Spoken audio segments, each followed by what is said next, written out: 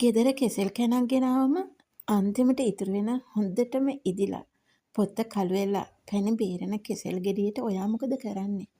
කුණු බාක්කයට දානව නේද? හැබැයි පොඩ්ඩක් ඉන්න.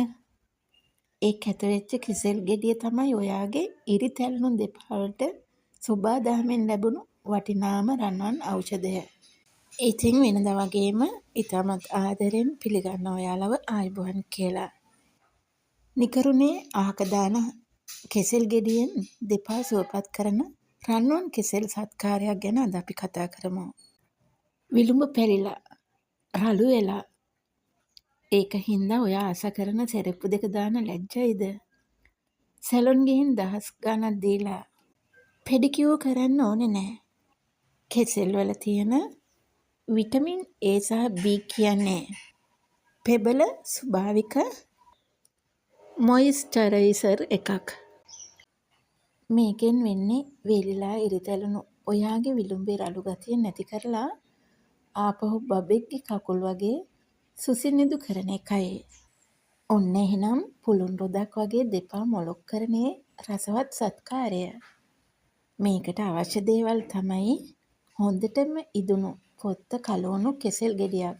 ආනමාළු හරි ඇඹුම් නම් වඩාත් හොඳයි.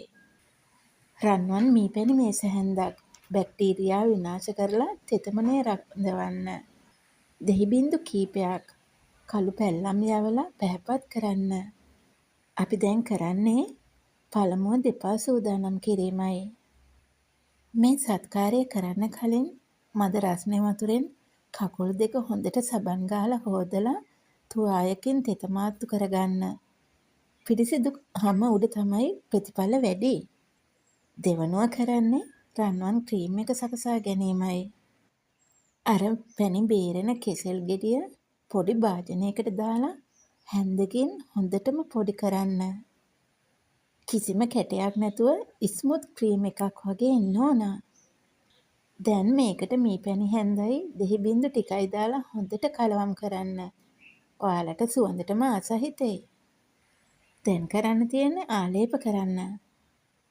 දැන් මේ හදාගත්ත කෙසෙල් පේස්ට් එක පැල්ලා තියෙන විලුඹේ කාණුවස්සට හොඳට යන්න තද කරලා ගන්න.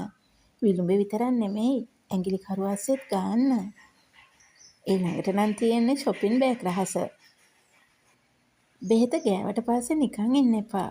කකුල් දෙක වේලෙන්න ගත්තම හොදන්න අමාරුයි. ඒ නිසා මේකේ තියෙන වැදගත්ම රහස පාවිච්චි කරන්න. පිරිසිදු shopping bag දෙකක් අරගෙන බෙහෙත ගාපු කකුල් දෙක වැහෙන්න දාලා ගැට ගසා ගන්න. හරියට සපත්තු දෙකක් දැම්මා වගේ. මේක ඇතුලේ හැදෙන රස්නයට කෙසෙල් වල සාරය කෙලින්ම හැම ඇතුළටම උරා ගන්නවා. විනාඩි 20ක් විතර සින්දුවක් අහන ගමන් පුටුවකට වෙලා සැහැල්ලුවෙන් ඉන්න. කකුල් ලිසන් නිසා ඇවිදින්න නම් යන්න එපා.